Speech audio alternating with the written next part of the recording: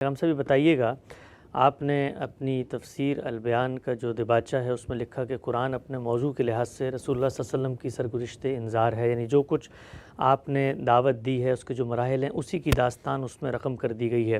اس پر کچھ اعتراضات، تنقیدی نکات، کچھ لوگوں کی توضیحی چیزیں ہیں جو ہم سب سے وہ طلب کرنا چاہتے ہیں۔ میں ایک ایک کر کے آپ کی خدمت میں رکھتا ہوں۔ سب سے پہلے بتائیے گا اس کی ضرورت کیوں پیش آئی کہ قرآن مجید کا موضوع کیا ہے اس کو متعین کیا جائے؟ یہ کیوں نہیں کہا جا سکتا کہ قرآن اللہ کی کتاب ہے جب قرآن نے خود اپنا کوئی موضوع متعین کر کے نہیں بتایا، اس نے اپنا نام بتا دیا جی القرآن اور اس کو کتاب کہہ کے مختلف جگہوں پہ بیان کیا، تو موضوع کی تعین کا یہ سلسلہ آپ نے کیوں کیا جو خود قرآن نے نہیں کیا، اور پھر ساتھ صلی اللہ علیہ وسلم نے بھی اس طرح کا کوئی موضوع نہیں بتایا کبھی؟ قرآن اللہ کی کتاب ہے، اس کا نام قرآن ہے، یہ سب باتیں تو ہر آدمی کو معلوم ہیں، لیکن ہم جب قرآن کو پڑھتے ہیں یا چاہتے ہیں کہ لوگ پڑھیں یا اس کی دعوت پیش کریں، اور خاص طور پر وہ لوگ جو قرآن سے پہلے سے واقف نہیں ہیں، غیر مسلم بھی اس میں شامل ہیں، وہ جب اس کتاب کا مطالعہ کریں تو انہیں یہ بتایا جائے کہ یہ قرآن کس نوعیت کی کتاب ہے۔ جس وقت آپ کسی کتاب کا مطالعہ شروع کرتے ہیں تو آپ کے ذہن میں کچھ تصورات ہوتے ہیں، یا ہم کوئی تاریخ کی کتاب پڑھنے جا رہے ہیں، کوئی فلسفے کی کتاب پڑھنے جا رہے ہیں، ہم کوئی ایسی کتاب پڑھ رہے ہیں جس میں باقاعدہ ابواب کر کے بعض موضوعات پر مقالات لکھے گئے ہوں گے۔ وہ کیا کتاب ہے جو ہمارے مطالعے میں آئے گی؟ ہمارے ہاں عام لوگ بھی جب قرآن مجید کو کھولتے ہیں تو ان کے ذہن میں بھی جو کتابیں انہوں نے پہلے پڑھی ہوتی ہیں، جو عام طور پر لکھی جاتی ہیں، انہی سے ایک تصور بنتا ہے، وہ اس کو سامنے رکھ کر کتاب کا مطالعہ شروع کر دیتے ہیں اور اس طرح بڑی غلط فہمیوں میں مبتلا ہوتے ہیں۔ تو یہ قرآن مجید کے طالب علم کی ضرورت ہے، یہ ہر حال میں پوری کی جائے گی کہ اس کو قرآن کا تعارف کرایا جائے۔ یہ قرآن کا تعارف ہے، یعنی موضوع کی تعین نہیں ہے، یہ بتانا مقصود ہے کہ کیا کتاب ہے جس میں پڑھے جا رہے ہیں۔ تو یہ بتایا گیا ہے کہ اللہ کا پیغمبر مبعوث کیا گیا، اللہ تعالیٰ نے اپنے آخری پیغمبر کی حیثیت سے محمد الرسول اللہ صلی اللہ علیہ وسلم کو اٹھایا، آپ نے اللہ کا پیغام پہنچایا۔ یہ کتاب اس طرح نہیں نازل کی گئی کہ پیغام تو پیغمبر پہنچا رہا ہے، دعوت دے رہا ہے، خبردار کر رہا ہے، متوجہ کر رہا ہے، اور اللہ تعالیٰ نے اپنی شریعت یا اپنے احکام اتار دیے اور وہ ایک کتاب کی صورت میں ہے، وہ بھی دے دیے گئے۔ یہ کتاب ہی دعوت تھی، یہ کتاب ہی پیغام تھا، اسی کو پڑھ کے سنایا جا رہا تھا، اسی کے ذریعے سے انذار ہو رہا تھا، اسی کے ذریعے سے بشارت دی جا رہی تھی، یہی سوالوں کے جواب دے رہی تھی، یہی اشکالات کو دور کر رہی تھی، اور اس کے ساتھ یہ اس ہدایت کو بھی واضح کر رہی تھی جو پیغمبر لے کے آتے ہیں۔ اور ہدایت ہی نہیں بلکہ کسی پیغمبر کے آنے کے بعد جو معرکہ حق و باطل برپا ہوتا ہے اور خدا کی دینونت برپا ہو جاتی ہے، یہ اس کے مختلف مراحل میں بھی رہنمائی کر رہی تھی۔ یہ سارا کام ہے جس کو اب کوئی نام دینا ہے، تو وہ نام خود قرآن نے دے دیا ہوا ہے کہ یہ کتاب اس لیے نازل کی گئی ہے کہ یہ نذیر بنے۔ جگہ جگہ اس کو بیان کیا ہے، قرآن مجید نے یہ بتایا ہے کہ یہ نذیر ہے، یعنی اس کا کام کیا ہے؟ انذار کرنا۔ اس کے ذریعے سے پیغمبر انذار کرتا ہے، پیغمبر ام القریٰ و ما حولہا کو انذار کرنے کے منصب پر اٹھایا گیا ہے۔ یہ کتاب نذیر للعالمین ہے۔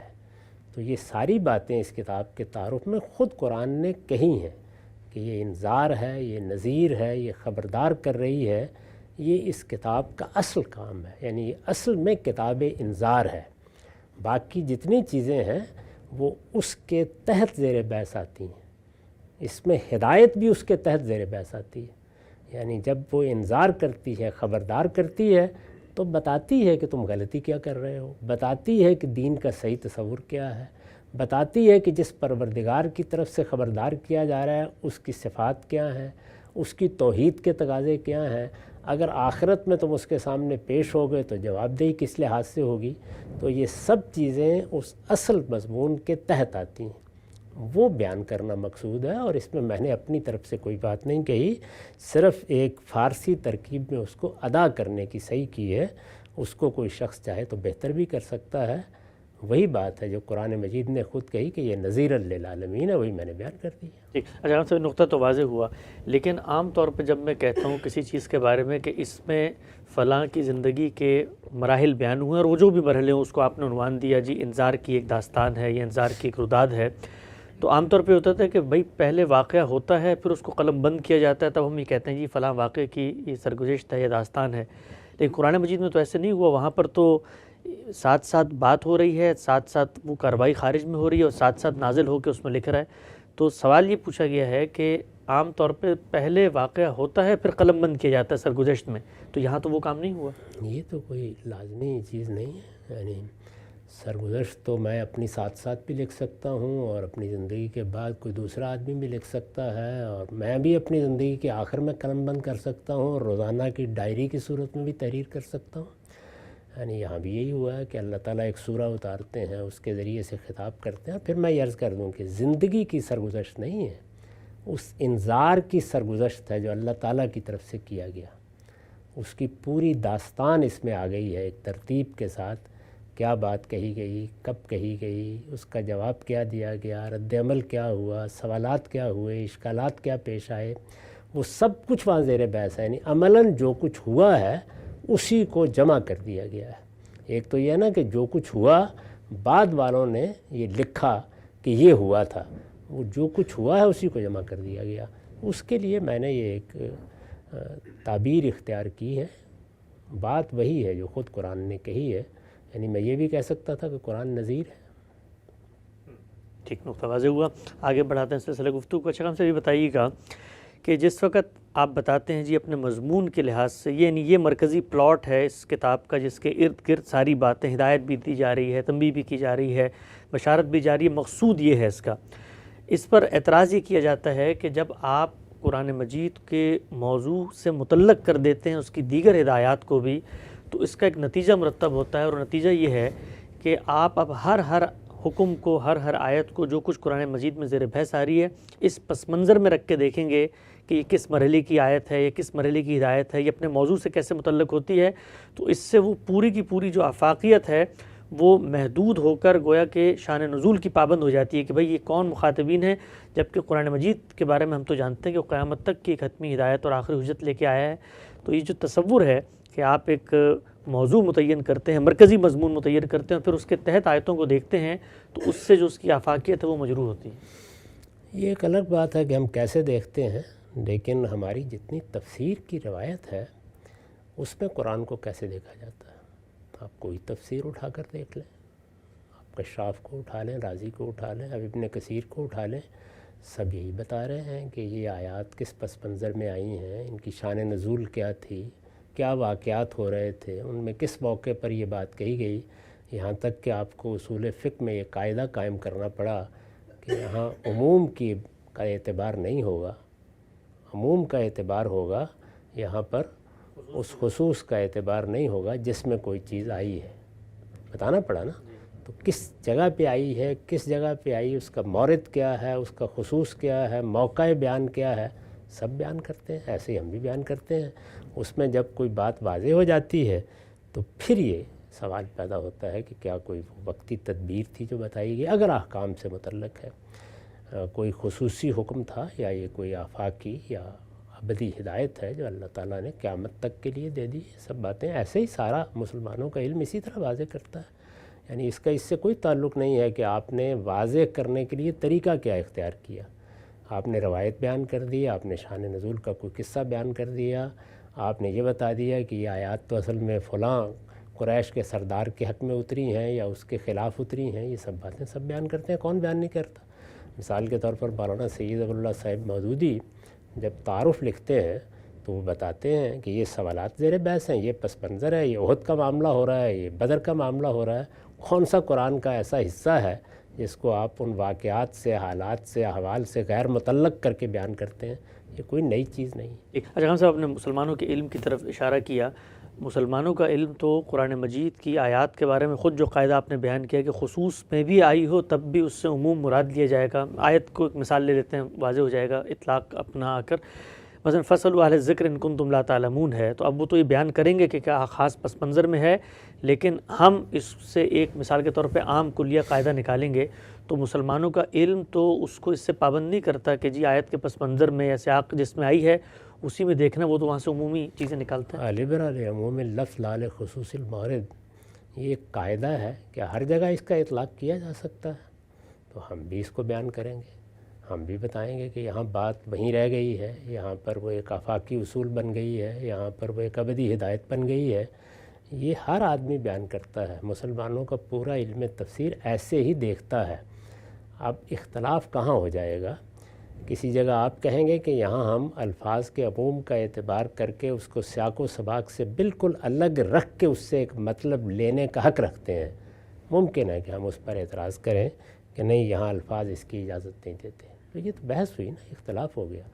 لیکن جس طریقے سے قرآن مجید میں جو بات بیان ہوتی ہے اس کے آفاقی پہلوؤں کو ہمارا علم تفسیر بیان کرتا ہے, اصول کے لحاظ سے اسی طرح ہم بھی بیان کرتے ہیں. مثلا میں یہ بتاؤں گا کہ اللہ تعالیٰ کے ساتھ ہمارے تعلق کی بنیادیں کیا ہیں. قرآن نے تو احکام دیے ہوتے ہیں. وہ یہ کہے گا نماز پڑھیے, روزہ رکھیے, حج کریں, عمرے کے لیے جائیں. ہم متعین کر کے بتاتے ہیں کہ ان کی حقیقت کیا ہے, جیسے کہ ہمارا سارا علم بتاتا ہے. جب یہ کہا جاتا ہے کہ الاحکام بالعلل, تو اس میں آپ حقیقت معنی متعین کرتے ہیں نا, کیا چیز ہے جو اس میں کار فرما ہے. تو مثال کے طور پر ہم بتائیں گے کہ اس میں اللہ تعالیٰ کے ساتھ تعلق کی جو بنیادیں بھی ہو سکتی ہیں یا جہات ہو سکتی ہیں, ان کو پیش نظر رکھ کر اللہ نے عبادات مقرر کر دی ہیں. وہ پرستش ہے, اطاعت ہے, اپنے جان و مال کو اللہ کی نظر کرنا ہے. نماز پرستش کے لیے ہے, روزے میں اصل حقیقت اطاعت ہے, اور حج و عمرہ اور قربانی میں نظر ہے. یہ بتا دیا. اب یہ بتا دینے کے بعد ظاہر ہے کہ اس ہدایت کو یا وہاں رہنا ہے یا آفاقی ہونا ہے. یہ بتائیں گے نا کہ چونکہ اللہ تعالیٰ بھی ہمیشہ کے لیے ہے. اللہ تعالیٰ کسی خاص دور میں تو نہیں پیدا ہوئے. اللہ تعالیٰ تو وہ ہے نا کہ هو الاول والآخر, وہ ہے نا کہ لم یلد ولم یولد. ہم ان کے بندے ہیں. ہمارا یہ تعلق بھی ہمیشہ سے ہے, ہمیشہ رہے گا. ہم پہلے بھی بندے تھے, ہم آج بھی بندے ہیں, ہم قیامت تک بندے ہی رہیں گے. اللہ اور اس کے بندوں کا تعلق کیا ہونا چاہیے؟ وہی عبدیت کا تعلق, بندگی کا تعلق. جب تعلق یہ ہے تو اس تعلق کے اظہار کی بنیادیں بھی وہی ہیں, یعنی وہی پرستش, وہی اطاعت, وہی نظر کرنا اپنے آپ کو. ان کے لیے جو طریقے اللہ تعالیٰ نے مقرر کر دیے ہیں وہ اللہ ہی مقرر کر سکتا تھا. وہ اس وقت بھی وہی تھے, آج بھی وہی ہیں, قیامت تک بھی وہی رہیں گے. یہ ساری بات بیان کریں گے نا. کسی چیز کو اگر آپ بعد میں آنے والے زمانوں سے متعلق کرتے ہیں تو وہ اپنی حقیقت کے لحاظ سے متعلق ہوتی ہے. یہ جو قاعدہ ہے, اس قاعدے کا اندھا استعمال نہیں کرنا چاہیے کہ عموم لفظ کا اعتبار ہر جگہ کر لیا جائے گا. یہ دیکھا جائے گا بات کیا ہے, اس کی حقیقت کیا ہے. پہلے یعنی بات کیا ہے, کس سیاق میں آئی ہے, اس کا نتیجہ کیا نکلتا ہے, اس سے بات اصل میں حکم کی صورت اختیار کر رہی ہے تو حکم کیا ہے. اب یہ دیکھیں گے کہ اس کی حقیقت کیا ہے. تو یہ عبادات جیسی چیز کے بارے میں نے آپ کو بتایا کہ وہ بھی میرے ساتھ اسی طرح متعلق ہوتی ہیں. ایک ہم سے نقطہ واضح ہو گیا. اچھا ہم سے یہ جو آپ نے بات بیان کی, خود ہمارے علم کی روایت بہت ساری جگہوں پر اس کی رعایت بھی کرتی ہے. مثلا خود رسالت مآب صلی اللہ علیہ وسلم کو لفظاً تخصیص کر کے بعض احکامات دیے گئے ہیں, تو وہاں پر تو کوئی اہل روایت میں سے بھی یہ اصرار نہیں کرتا کہ جی اس میں بھی میں وہی قاعدہ اپلائی کروں گا جو فصل علی ذکر میں کروں گا. مثلا رسالت مآب صلی اللہ علیہ وسلم کو وقتی نوعیت کے بعض احکامات دیے گئے, بعض صرف ان سے متعلق ہیں, تو اصول میں وہ بھی پھر اس بات کے قائل ہیں, یعنی کہ سب اصول میں قائل ہیں. بات یہ ہے کہ جس طرح کی کتاب قرآن مجید ہے اس کے تو آپ دوسرے ورق کو نہیں الٹ سکتے جب تک کہ آپ ان سب چیزوں کو نہ جانتے ہو. یعنی کیسے کہیں گے آپ قرآن مجید کا ابتدائی حصہ آپ پڑھیں گے, ذالک الکتاب لا ریب فیہ ھدی للمتقین, ہو سکتا ہے کہ یہاں آپ تعمیم میں کوئی بات کر لیں. جیسے ہی آگے جس کلام کو اللہ تعالیٰ نے خود عطف کر دیا آگے, ان الذین کفروا سواء علیہم انذرتہم ام لم تنذرہم, تو ظاہر ہے کہ اب ایک خاص گروہ زیر بحث آ گیا ہے. رسالت مآب صلی اللہ علیہ وسلم مخاطب ہو گئے ہیں, کس پہلو سے مخاطب ہوئے ہیں, کون ہیں جو لا یؤمنون ہو جائیں گے, کون ہیں جن ختم اللہ علی قلوبہم کا مصداق بن گئے ہیں. ومن الناس من یقول, میں خود الف لام بتا رہا ہے کہ اوپری کے ایک گروہ کے اندر سے ایک دوسرا گروہ نکل آیا ہے. تو یہ ساری باتیں جس وقت آپ اللہ تعالیٰ کی کتاب کو پڑھتے ہیں، آپ زبان کو جانتے ہیں، اس کے اسالیب سے واقف ہیں، بات کیسے کی جاتی ہے، اس میں کس طرح تعمیم و تخصیص ہوتی ہے، کس طرح سے حقیقت اور مجاز کے اسالیب ایک دوسرے کے ساتھ چل رہے ہوتے ہیں، وہ سب چیزیں اسی طرح متعین ہوتی ہیں جس طرح کے علم کے مسلمات میں متعین ہوتی ہیں۔ اور کیا چیز آفاقی ہو جائے گی، کیا ابدی ہو جائے گی، اس کی میں نے مثال دے کے آپ کو بتایا۔ عبادات جیسی چیز میں یعنی وہ بھی مجھ سے متعلق ہوتی ہے تو اپنی اس حقیقت کے لحاظ سے متعلق ہوتی ہے، اور چونکہ وہ حقیقت ابدی ہے، چونکہ اس حقیقت کے تمام اجزاء ابدی ہیں، اور چونکہ اس کے لیے بتائی جانے والی تدبیر خود اللہ کی بتائی ہوئی تدبیر ہے کہ ایسے میری عبادت کرو، اس کا سانچہ ان کا بنایا ہوا ہے، اس کے آداب ان کے طے کیے ہوئے ہیں، اس کے اعمال و اذکار ان کے متعین کیے ہوئے ہیں، اب قیامت تک اس میں کوئی تبدیلی، کوئی تغیر نہیں ہو سکتا۔ ایسے ہی ہے، آپ کو یاد ہوگا کہ ایک صاحب نے مجھ سے یہ سوال کیا تھا کہ زکوٰۃ کو کیا ہم تبدیل کر سکتے ہیں 2.5%، 5%، 10%، جیسے کہ اللہ کے پیغمبر نے؟ تو میں نے ان سے کہا تھا کہ قرآن میں اس کی حقیقت کیا معلوم ہوتی ہے، وہ حق اللہ ہے، اللہ کا حق ہے، تو اللہ کا حق تو اللہ ہی بتائے گا، اس لیے کہ اس کو میں بتانے کی جسارت کر نہیں سکتا۔ اللہ کا حق میں کوئی حکومت، کوئی نظم یہ نہیں متعین کر سکتا۔ تو وَاتُوا حَقَّهُ یوم حصادہ، جب وہ اللہ کا حق ہے، اللہ نے بتا دیا کہ میرا متعین کردہ حق یہ ہے، اب اللہ بتا رہے ہیں کہ وہ میرا حق تم نے ادا کر دیا تو مجھے آسمان پر بھیجا نہیں جائے گا، وہ مثال کے طور پر کسی غریب کو دے دیا جائے گا، مسکین کو دے دیا جائے گا، یا مسلمانوں کی حکومت اور ان کے نظم اجتماعی کے حوالے کر دیا جائے گا۔ تو یہ میں نے اللہ کی ہدایت کے مطابق جس طرح اپنے معبود کے پاؤں میں رکھا تھا اٹھایا اور ان کو دے دیا، لیکن اس کی شرح کیا ہوگی، وہ کتنا لیا جائے گا، یہ تو اس کا حق ہے، اس نے بتانا ہے۔ یہ حق حکومت اصلاً نہیں ہے، اصلاً حق اللہ ہے، وہی بتائے گا۔ اس نے جتنا متعین کر دیا، ایسے ہی نماز ہے، وہ حق اللہ ہے۔ میرے پروردگار نے متعین کر دیا کہ یہ 4 رکعت ہیں، یہ اعمال ہیں، یہ اذکار ہیں، اس طریقے سے، اس ترتیب سے اس کو ادا ہونا ہے، اب یہ اس کا حق ہے، یہ ایسے ہی ادا ہوگا۔ ایک نقطہ واضح ہوا، آگے بڑھاتے ہیں سلسلہ گفتگو کو۔ اچھا ہم سے بھی بتائیے گا، جب یہ دعوت کے مراحل زیر بحث آتے ہیں، ظاہری بات ہے ہر آیت کو پڑھیں گے، اس میں کریکٹرز بھی متعین ہوں گے، کون سی بات کس سے ہو رہی ہے، جو بنیادی دین کے تقاضے ہیں، نماز، روزہ، زکوٰۃ، حج، وہ بھی آپ فرماتے ہیں کہ گفتگو تو رسالت آپ صلی اللہ علیہ وسلم اپنے سامنے کے لوگوں سے ہی کر رہے ہیں، لیکن ہم سے بھی وہ متعلق ہوتی ہیں، اس کی سائنس آپ نے سمجھائی۔ لیکن کیا پورے قرآن میں کوئی ایسے مقامات نہیں ہیں جہاں اللہ تعالیٰ انسانوں سے گفتگو کر رہے ہوں، یعنی اس زمان و مکان سے اٹھ کے کوئی ماضی کے انسانوں کو بھی سامنے رکھ کے، مستقبل کے انسانوں کو بھی سامنے رکھ کے؟ کیونکہ ایک تقاضا پیدا ہوتا ہے، آج جب میں کتاب پڑھتا ہوں کہ میں اس میں کہاں کھڑا ہوں، وہ تو سمجھ میں آتی ہے بات کہ جی کریکٹرز سے مخاطبین تو اس سے میں نے بھی سبق حاصل کرنا ہے، مجھ سے متعلق کیا چیز ہے، لیکن کیا پورے قرآن مجید میں آنے والے انسان، قیامت تک کے انسان، ان کو مخاطب کر کے اللہ براہ راست مجھ سے گفتگو نہیں کر رہا؟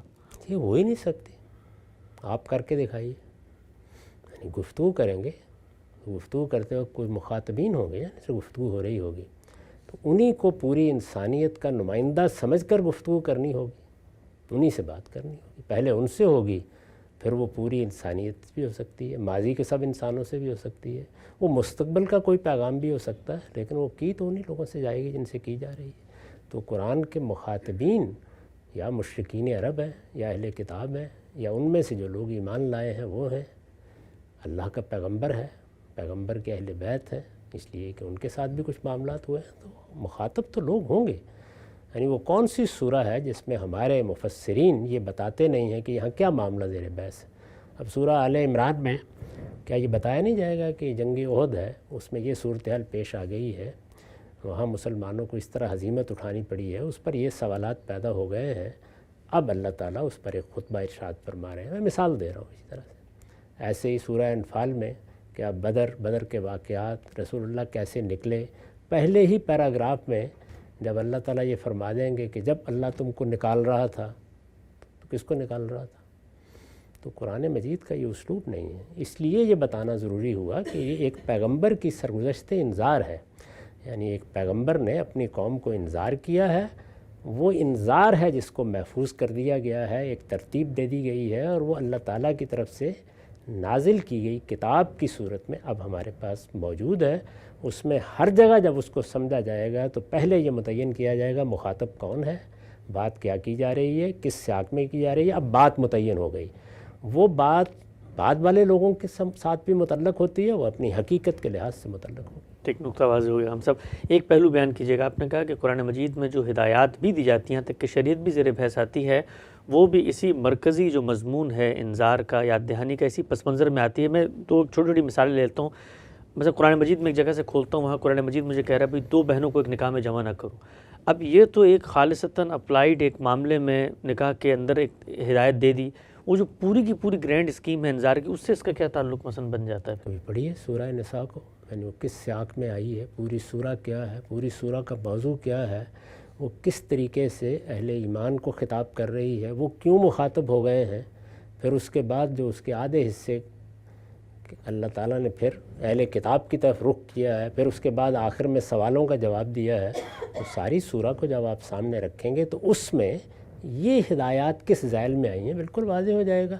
اس سے بعض اوقات ہدایت کے فہم پر اثر پڑے گا، بعض اوقات کوئی اثر نہیں پڑے گا. مثلا محرمات کی جو فہرست بیان کی گئی ہے اس میں پہلے واضح کر دیا گیا ہے کہ حقیقت کیا ہے، یعنی کیوں ان عورتوں کے ساتھ نکاح کو حرام قرار دے دیا گیا ہے. تو وہ دیکھیے وہ جو علت بیان کی گئی ہے وہ خود لفظوں میں بیان ہو گئی ہے. پہلے ہی حکم کے بعد فرمایا انہو کان فاحشۃ و مقتا و ساء سبیلا، تو یہ بتا دیا گیا کہ یہ اس کی حقیقت ہے. اب یہ حقیقت تو قیامت تک پائی جانی ہے، اس وجہ سے حکم بھی ہمیشہ کے لیے. نقطہ واضح ہوا. اچھا ہم سے بتائیے گا کہ مولانا امین حسن اصلاحی صاحب اور آپ کے نزدیک قرآن مجید کا جو مرکزی پلاٹ ہے، اس کو آپ بنیادی مضمون کہیے، جس طرح آپ نے سرگزشتہ انذار متعین کیا، اس میں کوئی فرق ہے؟ اگر ہے تو مولانا اس کو کس پس منظر میں دیکھتے ہیں؟ یعنی سرگزشتہ انذار کی یہ تعبیر پورے قرآن کے بنیادی موضوع کے حوالے سے ان کی تفسیر میں اس طرح سامنے نہیں آتی. دیکھیے یہاں کوئی تقابل پیش نظر نہیں ہے. اگر آپ ان سے بھی پوچھتے تو مجھے پورا اطمینان ہے کہ وہ یہی بات بتاتے. لیکن میں نے یہ کوشش کی ہے کہ ان سب چیزوں کو ایک پریسائز بیان میں ڈھال دیا جائے. یہ تفہیم کا طریقہ ہوتا ہے، یہ سارے علوم و فنون میں اختیار کیا جاتا ہے. اس میں ہو سکتا ہے کہ کوئی غلطی ہو، آپ اس کی اصلاح کر دیں. آپ کوئی اصول فقہ کی کتاب اٹھائیں اور یہ دیکھیں کہ جو بہت بڑے بڑے موضوعات ہیں، مثال کے طور پر بیان کیا چیز ہے، آمدی کی الاحکام اٹھا لیں، آپ کو 15 تعریفیں مل جائیں گی اس کی. تو یہ سب کام ہوتے رہتے ہیں، اس کو اتنا بڑا مسئلہ بنانے کی کیا ضرورت ہے. میں نے ایک تعبیر اختیار کی تاکہ وہ بات سمجھائی جا سکے لوگوں کو. آپ کے خیال میں اس سے بہتر تعبیر ہو سکتی ہے، ارشاد فرمائیے. اچھا ویسے مولانا کہتے کیا جی قرآن کا مرکزی مضمون کیا ہے؟ نہیں، انہوں نے اس طریقے سے اس کو بیان نہیں کیا.